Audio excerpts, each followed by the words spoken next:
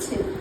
সাহিত্যে, কাব্যে, শাস্ত্রে, লোকাচারে আমাকে মা বলে পুজো করেছেন, প্রকৃতি বলে আদিক্ষেতা করেছেন। আবার শহরগঞ্জের কানাগড়িতে ঠোঁটে রং মাখিয়ে কুপি হাতে দাঁড় করিয়ে দিয়েছেন। হ্যাঁ, আমি সেদিন একদিন হয়তো অন্য কোনো একদিন আমার সমস্ত মিথ্যে পোশাক ছুঁড়ে ফেলে দিয়ে আমি হয়ে উঠবো সেই অসামান্য। খোলা চুল, মেঘের মতো থাকবে আমার খোলা পিঠ, দু চোখে জ্বলবে ভীষণ আগুন, কপাল থেকে বেরোবে ভয়ঙ্কর তেজরশ্মি, হাতে ঝলসে উঠবে সেই খড়গ।